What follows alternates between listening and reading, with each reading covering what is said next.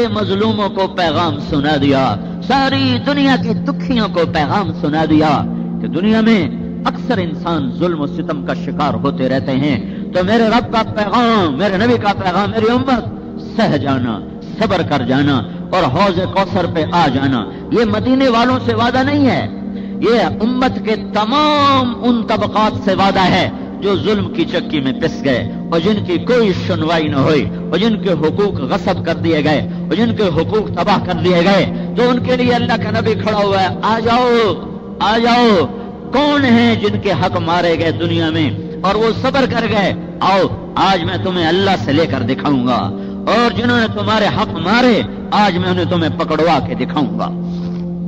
تو آخری دو وصیتیں میرے نبی نے فرمائی، الصلاۃ، میری امت ایک نماز نہ چھوڑنا، وما ملکت ایمانکم، ایک میری امت کے غریبوں پر خاص طور پہ رحم کھانا، ایک دوسرے پہ زیادتی نہ کر جانا، ایک دوسرے کے حقوق کو پہچاننا، جہاں رشتے ہوں وہاں سر جھکانا، ماں باپ کی دعا لے کے جنت کا راستہ بنانا۔ بدبخت ہے وہ انسان جسے ماں باپ ملے اور وہ بخشش نہ کروا سکا، بدبخت ہے وہ انسان جسے ماں باپ ملے اور وہ ان کی دعاؤں سے جنت نہ لے سکا۔ میرے نبی جنت میں گئے اور آپ نے فرمایا، آپ نے ایک دفعہ تو معراج ہے اور خواب میں کئی دفعہ ہے، تو آپ نے فرمایا آج رات میں جنت میں گئے تو میں نے قرآن کی تلاوت سنی، تو میں نے پوچھا یہ کون قرآن پڑھ رہا ہے؟ تو فرشتوں نے کہا یا رسول اللہ یہ آپ کے غلام ہیں نعمان بن حارثہ۔ تو میرے نبی نے فرمایا نعمان وہ تو ابھی مرا نہیں، تو مدینے بیٹھا ہوا ہے، تو اس کی تلاوت ادھر کہاں آ رہی ہے؟ تو فرشتوں نے کہا یا رسول اللہ اس نے ماں کی ایسی خدمت کی ہے کہ اللہ پاک خوش ہو گیا ہے، جب نعمان قرآن پڑھتا ہے اللہ ساری جنت کو قرآن سناتا ہے۔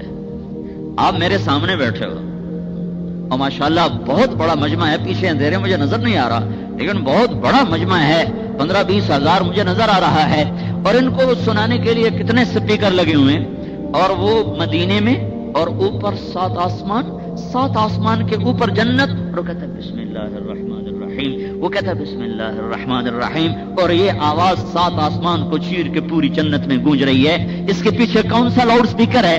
ماں کی خدمت کا لاؤڈ سپیکر۔ اچھا ان کی ماں کی تمام صحابہ میں صفات عجب عجب ہیں۔ 2 صحابہ کے بارے میں آتا ہے کہ جیسی انہوں نے ماں کی خدمت کی اور کسی نے نہیں کی، ایک حضرت عثمان اور ایک حضرت نعمان بن حارثہ۔ کیسی خدمت کرتے تھے؟ ماں کے لیے سالن خود بناتے تھے، بیوی سے نہیں بنواتے تھے۔ ہم لوگ کیا کہتے ہیں؟ بیوی سے کہتے ہیں تو پکا، میری ماں ہے تو پکا، اور وہ کیا کرتے تھے؟ نہ تو نہیں، یہ میری ماں ہے میں پکاؤں گا۔ بہت سے لوگ اپنی بیویوں پہ ظلم کرتے ہیں اپنے ماں باپ کی وجہ سے۔ میرے بھائیو ماں باپ کا ادب فرض ہے اور بیوی کے حق کا ادا کرنا بھی فرض ہے۔ کہیں ماں باپ کی وجہ سے بیوی پہ ظلم نہ کرنا اور کہیں بیوی کی وجہ سے ماں باپ پہ ظلم نہ کرنا۔ میرے نبی کا فرمان ہے بہترین مسلمان وہ ہے جو بیوی سے اچھا سلوک کرے۔ آپ کیا تو میاں بیوی کا کٹھے بیٹھ کے کھانا ہی عیب سمجھا جاتا ہے؟ کیوں جی میں غلط کہہ رہا ہوں؟ میاں بیوی اگر کٹھے کھائیں تو اسے عیب سمجھا جاتا ہے، اور تمہارا نبی اما عائشہ کو سامنے بٹھا کر اسے لقمے کھلاتا تھا، اس کو لقمے بنا بنا کے کھلاتا تھا۔ اس سے اگلی بتاؤں، عرب جو تھے نا، عرب وہ بڑی بڑی بوٹیاں بنا کے سالن پائی، چھوٹے چھوٹے نہیں بناتے، بڑی بڑی بوٹیاں۔ تو اللہ کے نبی حضرت عائشہ کو گوشت کا ٹکڑا پکڑاتے، وہ کھاتی، کھا کے جب وہ نیچے رکھتی تو اللہ کے نبی اٹھاتے، جہاں سے اما عائشہ نے کھایا ہوتا تھا نا حضرت عائشہ کو دکھا کے وہاں سے کھاتے تھے اظہار محبت کے لیے۔ پھر پیالے میں پانی دیتے تو حضرت عائشہ پانی پیتی تو پھر اللہ کے نبی اٹھاتے، جہاں میری ماں کے ہونٹ لگے ہوتے تھے اما عائشہ کے، میرے نبی وہاں ہونٹ رکھ کے پانی پیتے تھے۔ یہ میرے نبی نے بیویوں سے حال کر کے دکھایا ہے۔ وقت تو شرم آتی بیوی کے ساتھ کھانا کھاتے ہوئے۔ ایک نوجوان میرے پاس آیا، کہا حضرت میری بیوی سے لڑائی رہتی، مجھے کوئی وظیفہ بتاؤ۔ میں نے کہا بیویوں پہ وظیفے اثر ہی نہیں کرتے۔ تو کہنے لگا پھر کیا کروں؟ میں نے کہا نہیں، وظیفہ نہ پڑھو، تم اپنے اخلاق اچھے کرو، اخلاق اپنا بول میٹھا کرو، جو تمہارے لیے اپنی عزت کو لے کر آ گئے، ایک بول پر اپنی عزت کو لے کر آ گئی، اپنے ماں باپ کو چھوڑ کے آ گئی، اپنے بہن بھائیوں کو چھوڑ کے آ گئی، اپنے خاندان کو چھوڑ کے آ گئی، اور تمہارے لیے اس نے بچے جن جن کے اپنا پیٹ پھاڑ دیا، اپنی جوانی کو تمہارے پیچھے گلا دیا۔ اگر اس سے کوئی اونچ نیچ ہو جائے تو میرا رب کہتا عاشرہن بالمعروف، اپنی بیویوں سے اچھا سلوک کیا کرو۔ فإن کرہتموہن فعسى ان تکرہوا شیئا وَيَجْعَلَ اللَّهُ فِيهِ خَيْرًا كَثِيرًا. اگر تمہیں اپنی بیویوں میں کوئی بات اچھی نہ بھی لگے تو اسے برداشت کرو، اس پر اللہ تمہیں بہت بڑا اجر دینے والا ہے. چونکہ عورت کمزور ہوتی ہے تو میں نے کہا تم ایسا کرو، جب گھر جاؤ نا تو دسترخوان پر بیٹھے کے 2-4 لقمے اپنے ہاتھوں سے اپنی بیوی کو کھلا دینا، تو انشاءاللہ تمہاری محبت ہو جائے گی. کہنے لگا اچھا. کچھ دن گزرے تو اس کا ویسے ہی فون آیا، تو میں نے پوچھا با وہ میں نے تمہیں ایک بات بتائی تھی اس پہ عمل کیا؟ کہنے لگا جی نہیں. میں نے کہا کیوں؟ کہنے لگا شرم آتی.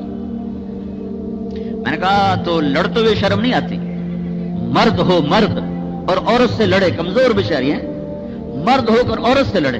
ایک ہمارے ہندوستان سے پہلے، ہندوستان پاکستان سے یا ہندوستان تھا تو ایک گاما پہلوان گزرا ہے، گاما، وہ رستم زمان کا اس کو لقب دیا تھا، اس کا نام تھا امام بخش رستم زمان.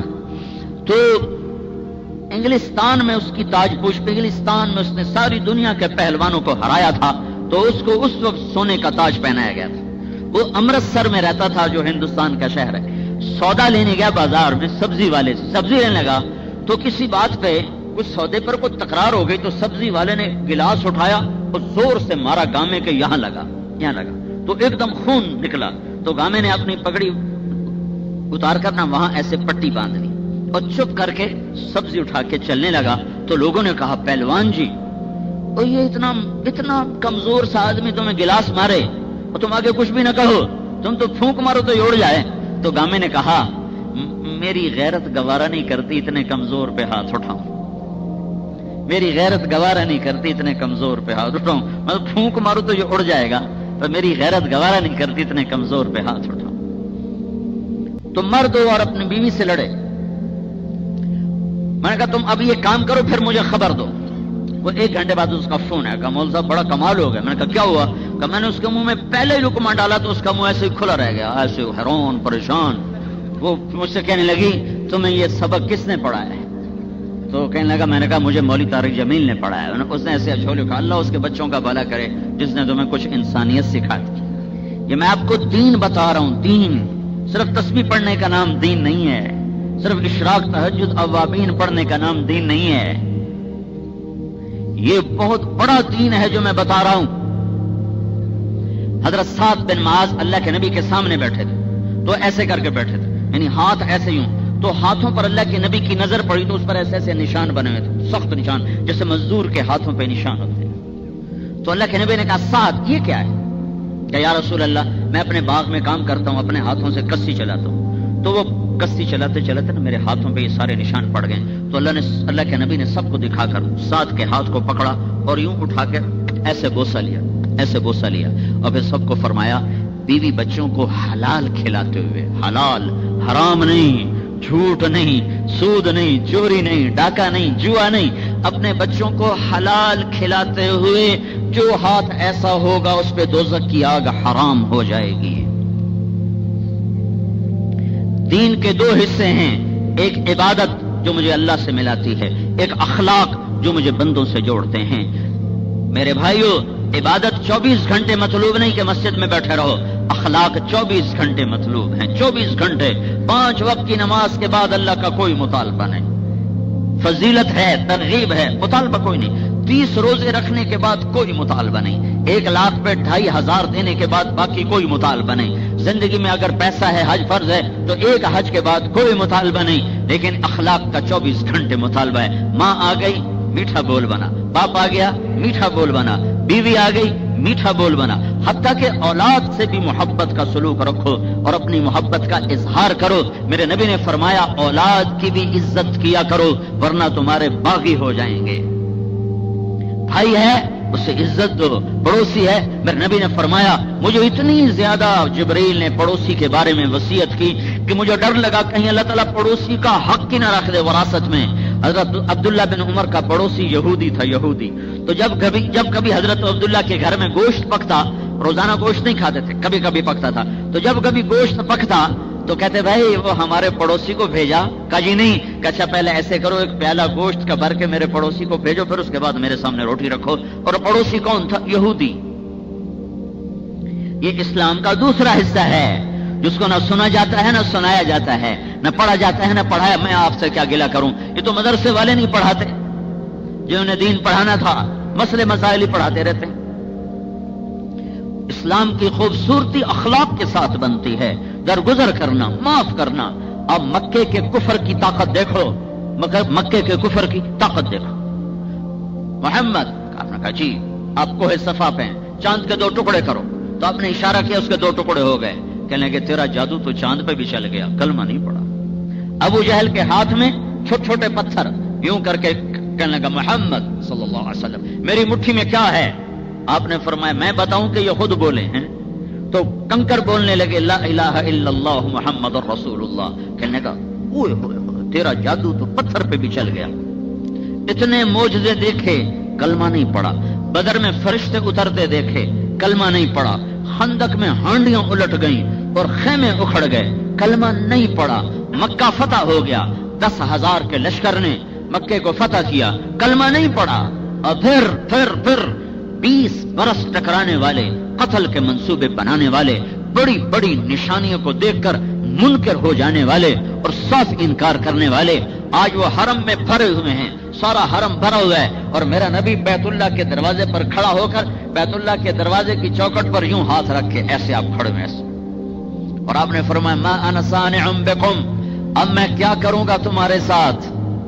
जो कि सारी दुनिया की तारीख बताती है इन्नल मुलूक इज़ा दखलू क़रियतन अफ़सदूहा वजअलू अइज़्ज़त अहलिहा अज़िल्लतन वकज़ालिका यफ़अलून।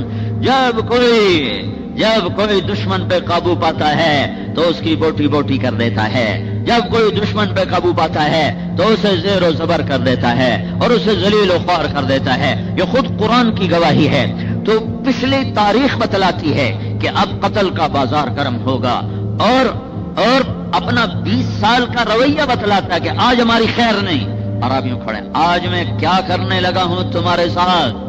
तो सहेल इब्न अमर रज़ी अल्लाह तआला अन्हु कहने लगे आप बड़े सखी हैं, बड़े सखी के बेटे हैं, आपसे हम सखावत के तलबगार हैं। तो आपने कहा इसी तरह अच्छा मेरे भाई यूसुफ को उसके भाइयों ने सताया और मौत तक पहुंचाया, उसने भी उन्हें माफ किया, मैं भी आज तुम्हें माफ करता हूं। ये कहना था कि सारे मक्के का कुफर टूट के बिखर गया और टुकड़े टुकड़े हो गया और पुर्जे पुर्जे हो गया और सब ने अव्वल ता आखिर अबू सुफियान समेत सब ने कहा नशहदु अल्ला इलाहा इल्लल्लाह व नशहदु अन्नका रसूलुल्लाह, हम गवाही देते हैं कि अल्लाह एक है और तू उसका सच्चा रसूल है। उससे थोड़ी देर पहले का वाक़या सुना, तो थोड़ी देर पहले आपने कहा बिलाल उठो अजान दो, तो बिलाल बैतुल्लाह की छत पे अजान देने लगे, छत पे चढ़ गए। तो एक कुरैशी कहता है अत्ता बिन असीद, शुक्र है मेरा बाप मर गया, उसने ये तमाशा देखा ही नहीं। सफ़ान कहने लगे ये काला ही मिला था अजान देने के लिए और कोई था ही कोई नहीं। और अबू सुफियान कहने लगे ना भाई ना, मैं कुछ नहीं बोलता, अगर हमने कुछ भी बोला ना तो ये जो हमारे पास पत्थर पड़े ना ये भी मोहम्मद को बता दें कि हम क्या कह रहे हैं। ये आपस में, और मेरे नबी तवाफ कर रहे हैं, इधर तवाफ हो रहा है, ऊपर अजान हो रही है, मक्का फतह हुआ है, जोर की पहली नमाज अदा होने लगी है, तो आप तवाफ फरमा रहे हैं और वो आपस में दूर बैठे बात कर रहे हैं। आप तवाफ करते करते करते करते करते इनके सामने गुजरे तो इनको देखकर आप मुस्कुराने लगे, कहने लगे आप क्या कह रहे थे? का कुछ भी नहीं। तो अभी तो तुम कह रहे थे कि ये काले गुलाम के अलावा मोहम्मद को मिला ही कोई नहीं अजान देने के लिए। और सफ़ान तू क्या कह रहा था कि शुक्र है मेरा प्यो पहले ही मर गया, उसने देखा ही तमाशा। और अबू सुफियान तू ये कह रहा था कि ये पत्थर भी मोहम्मद को बताएंगे। बाबा चुप रहो, इतना बड़ा मौजज़ा देख कर भी दिल नहीं पिघला। और जब मेरे नबी ने कहा जाओ मैंने माफ किया, तो सब ने कहा हम आपके गुलाम हैं, हम गवाही देते हैं कि आप अल्लाह के सच्चे रसूल हैं। इतना बड़ा सीना और ज़र्फ सच्चे नबी का हो सकता है। तो मेरे भाइयों ये पूरा दीन 2 चीजों का नाम है, एक इबादत नमाज रोजा हज ज़कात, ये बुनियाद है, एक अखलाक मोहब्बत सखावत दरगुजर माफ करना, छोटा पड़ जाना। जहां रिश्ता हो वहां ये ताल्लुक ज्यादा मुतालबा करता है। माँ है, बाप है, बीवी है, भाई है, बहन है, औलाद है। माँ बाप को अपना मकाम दो, बीवी को अपना मकाम दो। बीवी की वजह से माँ बाप पे ज्यादती न करो, माँ बाप की वजह से बीवी पे ज्यादती न करो। अपनी ख्वाहिशात के पीछे किसी की बेटी को जलील न करो, उसे इज्जत दो, उसे दो। ये भी तुम्हें जन्नत तक पहुंचाने का रास्ता है। जब मेरे नबी ने फरमाया بہترین مسلمان وہ ہے جو بیوی سے سلوک فرمائے اور بیویوں کو سمجھایا کہ میری شریعت میں سجدے کی اجازت ہوتی تو میں بیوی سے کہتا اپنے خامند کو سجدہ کر۔ یہ معاشرت بہت خوبصورت معاشرت ہے۔ جب یہ اخلاق زندہ ہوں گے تو ایمان کی ہوا چلے گی اور ہدایت کی ہوا چلے گی، اور لوگ اسلام میں آئیں گے۔ اور ساری اخلاق کو اگر قابو میں لانا ہے تو ایک چیز کو قابو میں لے آؤ، یہ زبان، یہ زبان، یہ زبان۔ کسی کو ایسا بول نہ بولو جس سے اس کی عزت خراب ہو، پگڑی اچھل جائے، دل ٹوٹ جائے، یا بے عزت ہو جائے، یا وہ ذلیل ہو جائے۔ اپنی زبان کی حفاظت کرو اور اپنے دل کو مسلمانوں کے بغض سے پاک رکھو۔ تو میرے بھائیو، اللہ کی قسم، بڑے بڑے ابدال بھی آپ کے مقام کو نہیں پہنچ سکتے۔ میرے نبی نے فرمایا معاذ، تمہیں سارے دین کا بادشاہ بتاؤں؟ سارے دین کا بادشاہ کیا مطلب؟ بادشاہ کیوں کہا ہے کہ بادشاہ تمہارا تو ملک بھی تمہارا، رعایا بھی تمہاری، خزانے بھی تمہارے۔ کہا معاذ، تمہیں سارے دین کا بادشاہ بتاؤں؟ کہا جی یا رسول اللہ۔ کہا زبان کو قابو میں رکھنا، کہا زبان کو قابو میں رکھنا، سارا دین تمہارے ہاتھ میں آ جائے گا۔ کہا یا رسول اللہ، کیا زبان کے بول پر بھی پکڑے جائیں گے؟ کہا معاذ، تمہیں خبر بھی ہے سب سے زیادہ جہنم میں گرانے والی یہ زبان ہوگی، زبان۔